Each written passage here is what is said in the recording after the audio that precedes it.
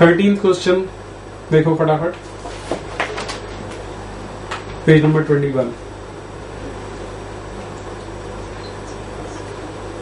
Block given है, जो दो स्प्रिंग्स हैं आपस में पैरेलल में कनेक्टेड हैं। जब पैरेलल में कनेक्टेड होंगे तो effective time period will be sum of the individual constants, तो k1 प्लस k2 आ जाएगा। पूछा है उन्होंने टाइम पीरियड, तो t equal to 2 pi m upon k की वैल्यू k1 प्लस k2 हो जाएगी। ये आंसर है इसका। इसमें क्या कंफ्यूजन था?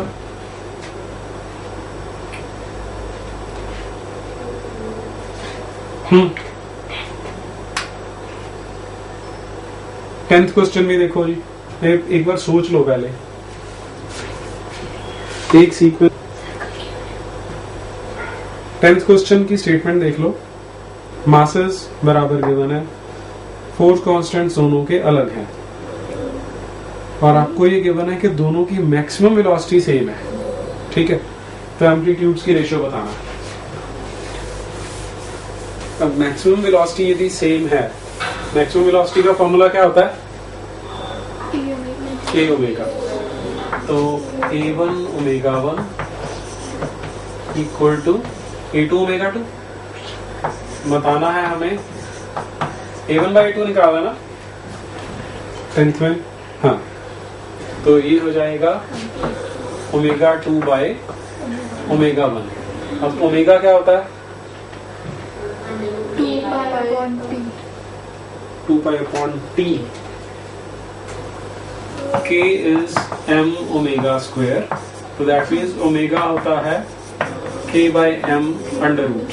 यहाँ लगा देते हैं, तो k2 upon m under root divided by k1 upon m under root. Mass same है, कट गया, तो a1 बाई 2 आएगा root of k2 by k1।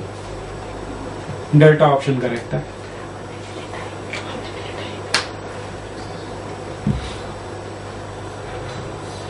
ठीक है जी। अप टू 15 कोई डाउट है आप किसी का? 14th में सीरीज में के पैरेलल में? 14th में पैरेलल में है। 15th किसका डाउट है? 15th देखो जी।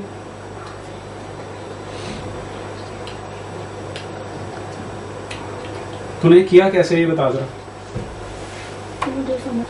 हाँ जी, 16th क्वेश्चन फटाफट पढ़िए और सॉल्व करके देखिए जरा। तुम्हें दिया है कि एक ही मास को दो अलग अलग स्प्रिंग्स के साथ जब हम जोड़ते हैं, तो एक के साथ टाइम पीरियड t1 है, दूसरे के साथ t2 है। तो जब हम उन दोनों को सीरीज में जोड़ देंगे तब कितना टाइम पीरियड आएगा, ये बताना। ठीक है,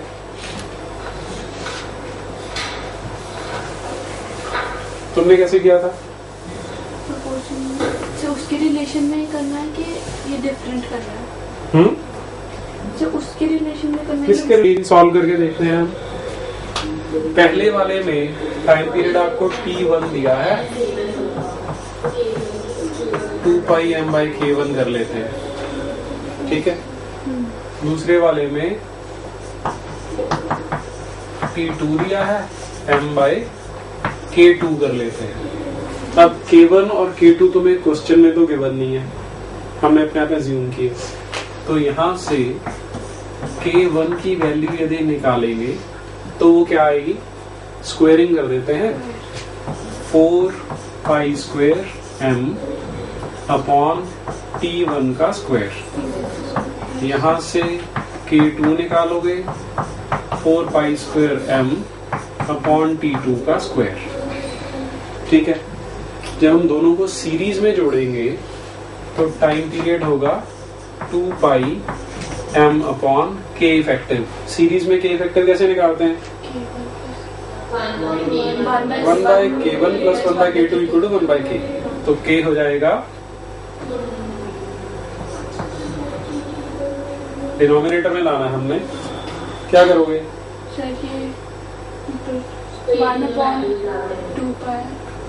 k equal to k1 k2 ऊपर आएगा K1 plus K2 K1 plus K2। तो ये K1 और K2 की वैल्यू यहाँ डाल के सॉल्व कर दो।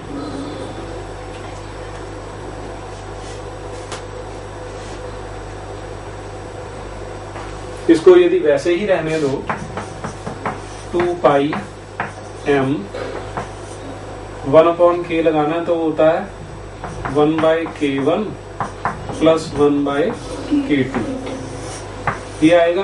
तो यहां से K1 और K2 डाल के सॉल्व कर दो इसे।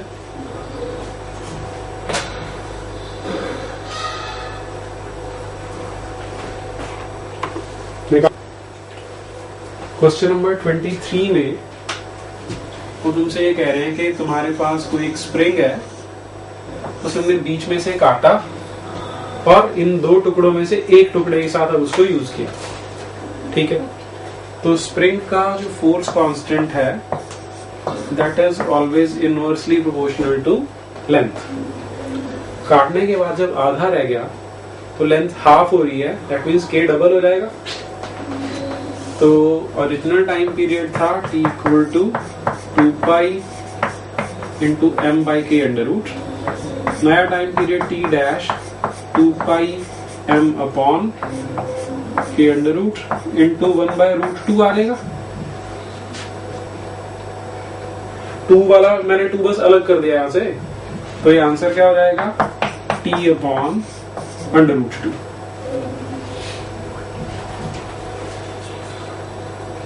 ठीक है, बस k की जगह 2k डालना था ना, तो 2 को मैंने अलग इसलिए कर दिया क्योंकि इसकी वैल्यू t हमें ऑलरेडी पता था।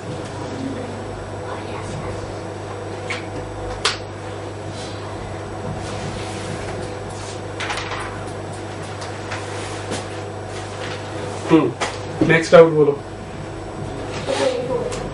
24 पेंडुलम क्लॉक है अर्थ पे, ठीक है, उसको जब चंद्रमा पे ले जाएंगे तो क्या होगा? पेंडुलम के टाइम पीरियड का क्या फॉर्मूला होता है? 2 pi into root L by G. तो चंद्रमा पे जाने पर ग्रेविटी बदल जाएगी, है ना? T is proportional to 1 by g under root. तो यदि ग्रेविटी 1/6 हो जाती है तो टाइम पीरियड क्या हो जाएगा? बढ़ जाएगा ना, रूट 6 टाइम्स हो जाएगा। रूट 6 टाइम्स होने का अर्थ हुआ कि पहले से अब अधिक समय लगेगा, ज्यादा समय लगेगा उसको एक ऑसिलेशन करने में। यदि एक ऑसिलेशन करने में ज्यादा समय लगेगा तो घड़ी धीमी चलेगी, तो रूट 6 टाइम्स स्लोअर, ये ऑप्शन आएगा। टाइम पीरियड बढ़ा के कम हुआ?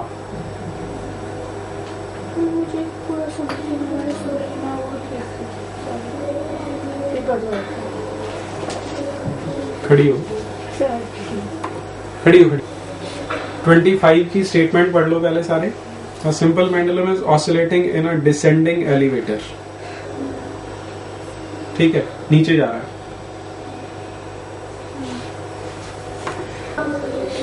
जब हम नीचे जा रहे हैं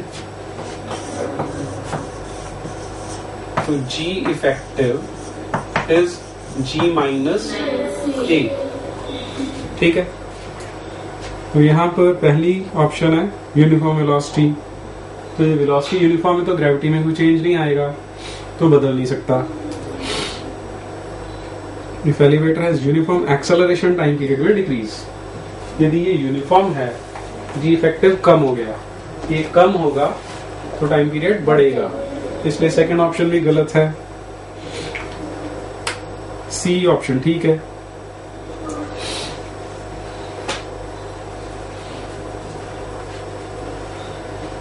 डी ऑप्शन भी देख लो एक बार।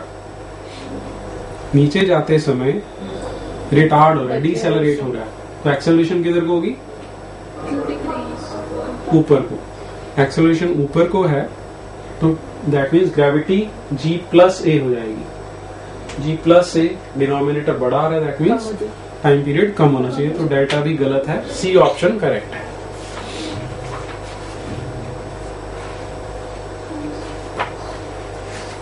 हाँ जी 26 किसका डाउट है?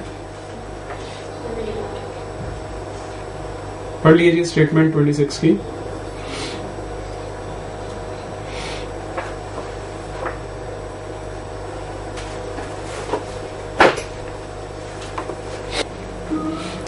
क्वेश्चन नंबर 26 में वो कह रहे हैं कि पहले वाला जो स्प्रिंग है उसका कांस्टेंट k है,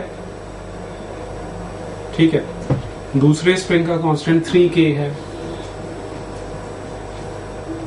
राइट। फिर उन्होंने बोला दोनों को हमने इक्वल डिस्टेंस से स्ट्रेच किया है। तो पहले वाले के लिए F आ गया kx के बराबर, दूसरे पे कितना फोर्स लगाना है वो बताना था, उसे F डैश मान लिया, तो उसका कांस्टेंट 3k है, डिस्टेंस उसका भी x है। तो kx की जगह कि F डाल दो तो F dash equal to 3F आ जाएगा।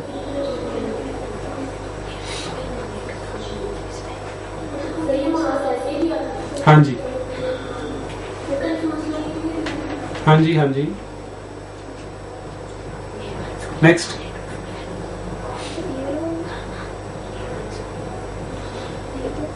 हाँ जी अप टू 30 को डाउट। 27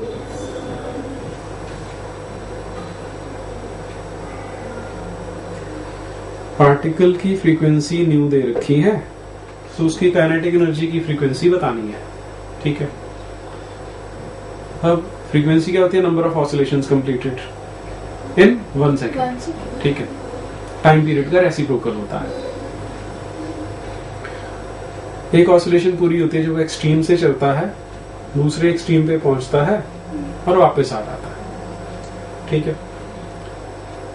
अब इसको यदि आप काइनेटिक एनर्जी से कोरिलेट करोगे तो यहाँ पे काइनेटिक एनर्जी 0 होती है, मैक्सिमम पे पहुंची और वापस 0 पे आ गई, ठीक है। फिर वापस 0 पे और फिर वापस मैक्सिमम पे और फिर 0 पे। तो जितने समय में एक ऑसिलेशन पूरी हुई, काइनेटिक एनर्जी ऑसिलेशन का पूरी मानी जाती है जब वापस अपनी इनिशियल स्टेट पे पहुंच जाता है, ठीक है। काइनेटिक एनर्जी एक्सट्रीम पे 0 थी, तो आधी ऑसिलेशन में वापस 0 पे आ गई वो। तो जब आधी ऑसिलेशन हुई है, काइनेटिक एनर्जी का पूरा एक ऑसिलेशन हो गया, तो दैट मीन्स काइनेटिक एनर्जी की फ्रीक्वेंसी ऑसिलेशन की फ्रीक्वेंसी से सदा ही डबल होती है।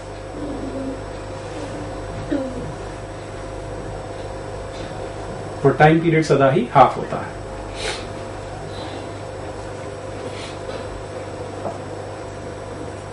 नेक्स्ट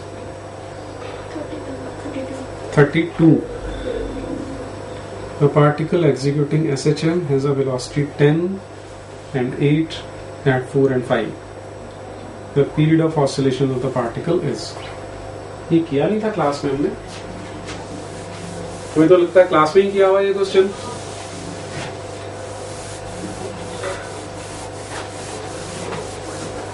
चलिए देखते हैं सॉल्व करके। 10 है 4 पे, 8 है 5 पे। हम वेलोसिटी का फॉर्मूला लगाते हैं a² माइनस y²। तो 10 है, कहाँ पे है 10? 4 पे, और 8 है 5 पे। दो इक्वेशंस हैं, दो अननोन्स हैं, सॉरी यहाँ पे रूट आना था। तो यदि हम इनको डिवाइड कर दे, ओमेगा से ओमेगा कटेगा, 5/4 is a² minus 16 upon a² minus 25। तो यहां से a² या a निकालो, कितना आता है? 5a² या चलो 5a² minus 125 equal to 4a²। अरे एक मिनट, ये तो रूट में है, ये सारा अंडर रूट में है ना। बोलो, स्क्वेयरिंग कर देते हैं। तो 25 upon 16 a² minus 16 upon a² minus 25। अब सॉल्व करके a निकालो, कितना आता है?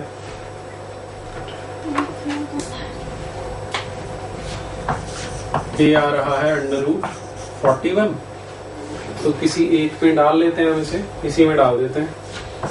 10 = ओमेगा इंटू 41 - 16 का √, तो 10 = 41 - 16 25, 5 ओमेगा, तो ओमेगा आ गया 2। निकालना क्या था?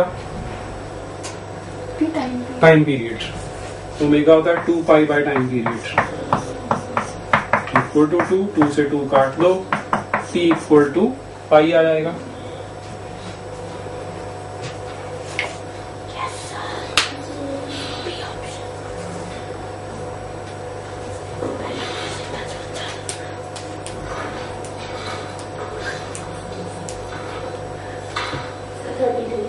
थर्टी 3। देखो जी 33rd क्वेश्चन।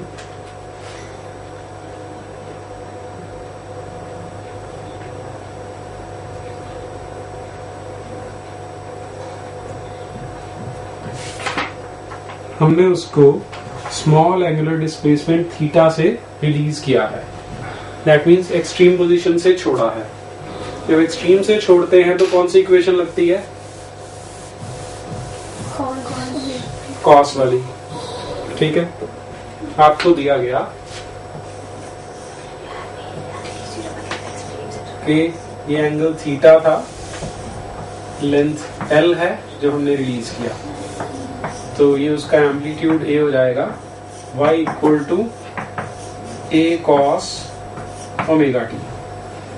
A निकालने के लिए length of arc over radius होता है थीटा, तो दैट मीन्स A/L = थीटा, तो ये आ गया L theta. L theta cos omega t, और ओमेगा की वैल्यू यदि डालनी हो, L थीटा cos वाला तो एक ही है, 33rd का A ऑप्शन हो जाएगा। वैसे भी अगर पूरा सॉल्व करना हो तो हम बोलते हैं कि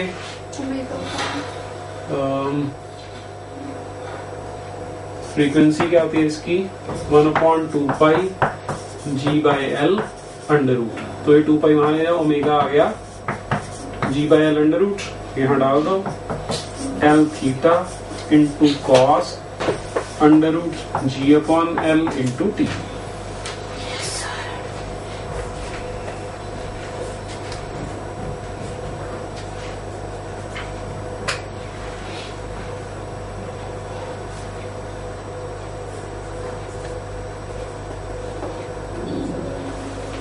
कर लिया? ठीक है जी। इसके बाद देखिए क्वेश्चन नंबर 36। उन्होंने बोला which of the following will change the time period as they are taken to moon. पहला है सिंपल पेंडुलम, दूसरा है टॉर्शनल पेंडुलम, तीसरा है स्प्रिंग मास सिस्टम, चौथा है फिजिकल पेंडुलम। तो सिंपल पेंडुलम में जो टाइम पीरियड आएगा वो हम जानते हैं कि ग्रेविटी पे डिपेंड करता है, तो मून पे गए तो वो चेंज हो जाएगा। पहले वाला तो ठीक है। दूसरा आया टॉर्शनल पेंडुलम। टॉर्शनल पेंडुलम होता है कि हमने किसी चीज को सस्पेंड कर रखा है और अब उसको नीचे से ट्विस्ट किया और छोड़ दिया, तो ड्यू टू इनर्शिया और ड्यू टू इलास्टिसिटी वापस आएगा, ड्यू टू इनर्शिया ओवरशूट कर जाएगा, तो ऐसे ऐसे करके वो ऑसिलेट करेगा। ठीक है, इसमें ग्रेविटी का कोई रोल नहीं होता, तो टॉर्शनल पेंडुलम पे कोई प्रभाव नहीं पड़ने वाला।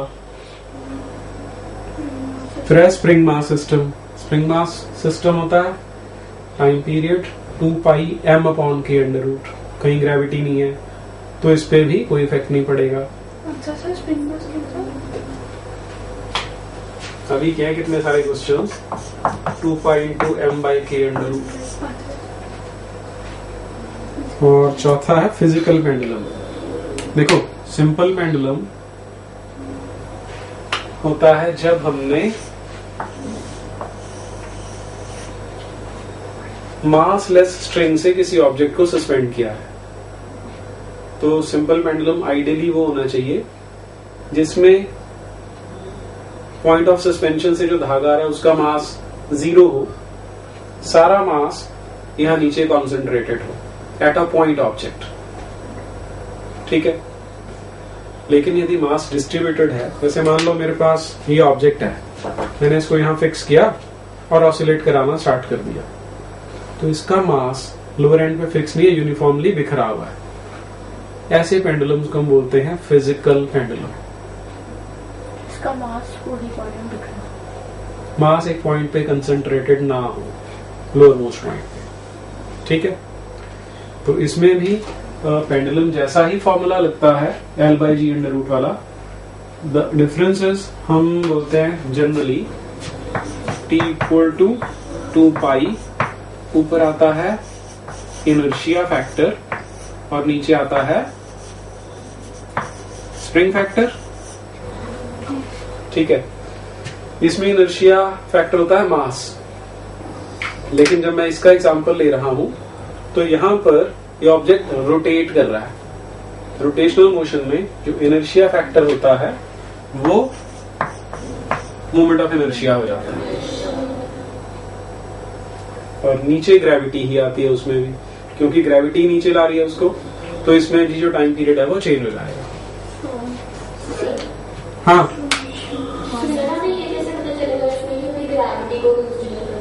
ग्रेविटी को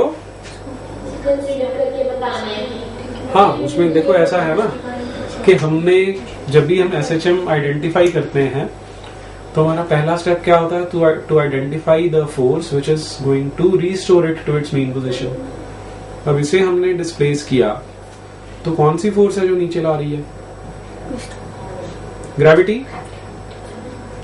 तो ग्रेविटी पे डिपेंड करता है। जब हम टॉर्शन की बात कर रहे थे तो उसको तो तुम कहीं, स्प्रिंग है तुम्हारे पास, एक एंड फिक्स है, दूसरे को घुमा दिया, अब छोड़ोगे, ग्रेविटी है या नहीं है उसकी अपनी टेंशन उसको वापस ले आएगी। हाँ, इसका हाँ जी, नेक्स्ट राउंड बोलिए। 37 the amplitude of a damped simple harmonic motion. ये तो इक्वेशन लिखी थी हमने, लेकिन इसकी इक्वेशन लिखी है, तुमने लिखा है x = a × e⁻⁻bt/2m, आगे फिर cos आ रहा है, ठीक है। तो आपके पास जो एम्पलीट्यूड है वो आ रहा है a × e⁻ समथिंग, ठीक है। ये e एक्सपोनेंशियल के लिए होता है,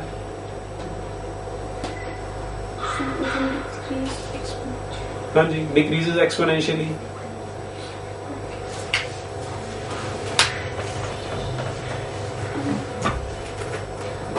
नेक्स्ट 41, किसका डाउट है? 41 पढ़ लीजिए जी, स्टेटमेंट 41 की।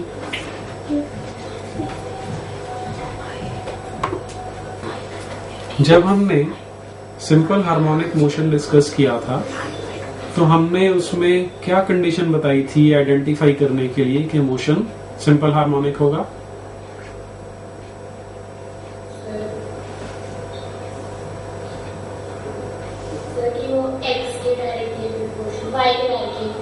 y के डायरेक्टली प्रोपोर्शनल हो, दैट मींस F = ky। और कुछ और? किस लिए नेगेटिव का साइन? तो कौन सी इक्वेशन मैच करती है? तो बस वो आंसर है, बीटा ऑप्शन। इसमें इतनी बड़ी क्या कंफ्यूजन है? सर x और b का पता नहीं लग रहा था। b कोई कांस्टेंट है? कांस्टेंट। चलिए जी, सॉल्व कर लेते हैं।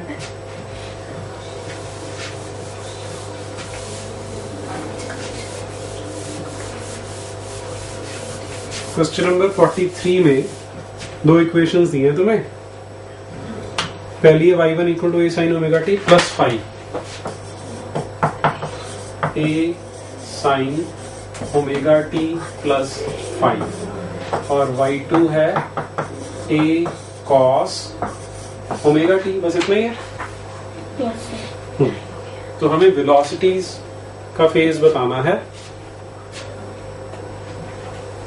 डेरिवेटिव ले लेते हैं, तो v1 आएगा a cos omega t plus five into इसका डेरिवेटिव ओमेगा। v2 आएगा cos का डेरिवेटिव माइनस साइन होता है, तो minus omega a sine omega t। अब क्या करोगे? किसको कर रहे हो? कॉस को करते हैं। कॉस को करना, क्या लिखोगे? इसको लिखेंगे साइन 90 माइनस थीटा।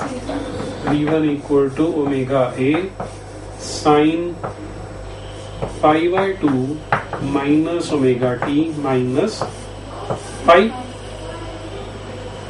लेकिन ये तो माइनस में है, इसको क्या करोगे? माइनस साइन थीटा क्या होता है? Sine minus theta. Sine minus theta omega a sine of minus omega t. अब इन दोनों को सब्ट्रैक्ट करके निकाल सकते हैं। निकालो, क्या आता है? 5/2 minus omega T minus 5 minus omega T. क्या? Minus sine theta is sine को क्या है ना? हाँ, तो बताओ कैसे किया था? तो इसी में बताते हैं। ये तो माइनस माइनस का प्लस हो जाएगा, ओमेगा टी माइनस हो जाएगा, बट वो ऑपोजिट आ रही है ना। वो सर मैं क्या?